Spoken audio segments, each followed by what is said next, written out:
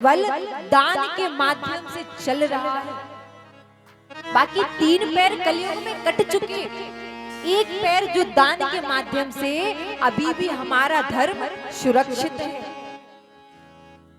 कलयुग देखता है कि राजा परीक्षित मेरी तरफ दौड़ कर आ रहे हैं। कलयुग जाकर के राजा परीक्षित के चरणों में गिर कर के कहते हैं कि मुझे क्षमा करें, मैं क्या करूं। राजा परीक्षित कहते हैं कि आप कौन हैं, इस बैल के एक पैर को भी क्यों काट रहे हैं। कलयुग कहता है कि मेरा नाम कलयुग है, मेरे पास कोई स्थान नहीं, मैं कहां जाकर रहूं।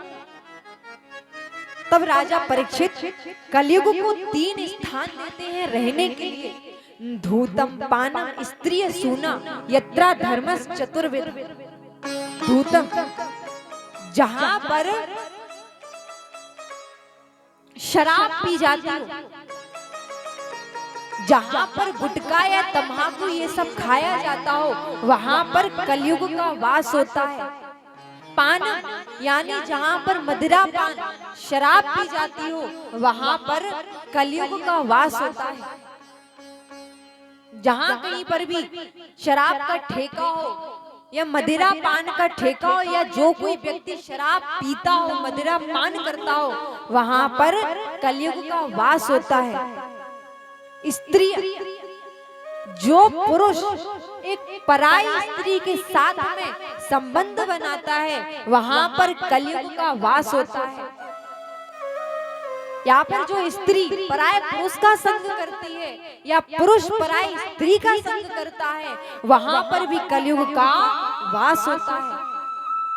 सोना, जहां कहीं पर जुआ खेला जाता हो, जहां कहीं पर जुआ खेला जाता हो, वहां पर भी कलयुग का वास रहता है।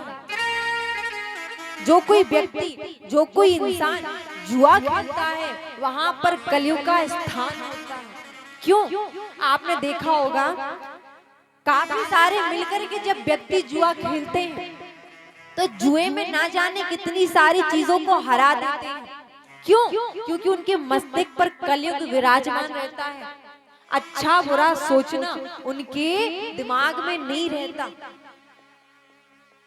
जब वो कई सारा समय जुए खेलने में व्यतीत कर देते हैं, यदि उसी समय में भगवान की माला का भजन करें तो क्या कलयुग उस स्थान पर रहेगा? पर ये कभी नहीं होता। आजकल के बुजुर्ग जो पत्ते खेलने के लिए बैठते हैं, पहले वो ये होता था कि अपने परिवार के साथ में बैठ करके भगवान की माला करते थे, भगवान का भजन करते थे। लेकिन अब जब खाली समय मिला, जिस समय में कुछ कार्य नहीं है, तो साथ में बैठ करके बैठे पत्ते खेलने के लिए, तो वहां पर कलयुग का वास रहता है। कलयुग कहता है महाराज आपने ये 4 स्थान दिए हैं, ये चारों स्थान बुरे हैं, कोई ऐसा स्थान दीजिए जहां मैं रह सकूं। तो राजा परीक्षित कहते हैं जाओ, आज से तुम्हारा स्वर्ण में भी वास होगा। स्वर्ण यानी सोने में भी तुम्हारा वास होगा। जैसे इतना कहते हैं कि वह कलयुग राजा परीक्षित के स्वर्ण के मुकुट में बैठ जाता है। तो इसका मतलब क्या हुआ कि सोने में भी कलयुग का वास है।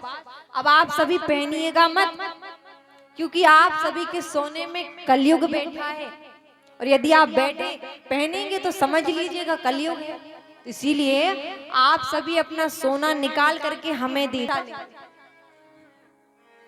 जहां कहीं भी जो चोरी का हो या बेईमानी से कमाया गया हो, या आपको कहीं से मिला हो, या किसी से बेईमानी से हड़पा गया हो, उस जगह पर उस सोने में कलयुग का वास होता है।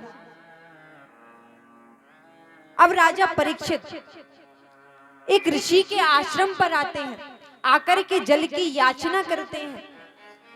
ऋषि समाधि में बैठे हुए थे। समाधि में बैठने के कारण राजा परीक्षित को जल ना दे सके। राजा परीक्षित क्रोध में आकर के जमीन पर मरा हुआ सर्प ऋषि के गले में डाल देते हैं। जब ऋषि के गले में डालते हैं और वहां से चले जाते हैं।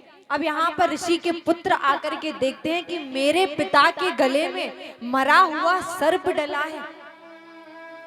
उस सर्प को देख करके ऋषि के पुत्र क्रोध में आते हैं और कहते हैं कि जिस किसी ने मेरे पिता के गले में ये मरा हुआ सर्प डाला है, मैं उसको श्राप देता हूं कि आज से ठीक 7वें दिन तक्षक सर्प के डसने से उसकी मृत्यु हो जाएगी।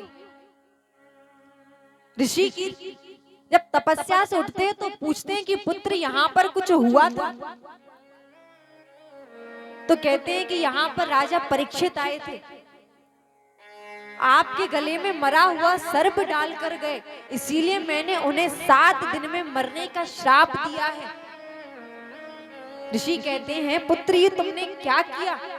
तुम जानते हो उस राजा से पूरी प्रजा कितनी प्रसन्न है, उस राजा के लिए तुमने श्राप दे दिया।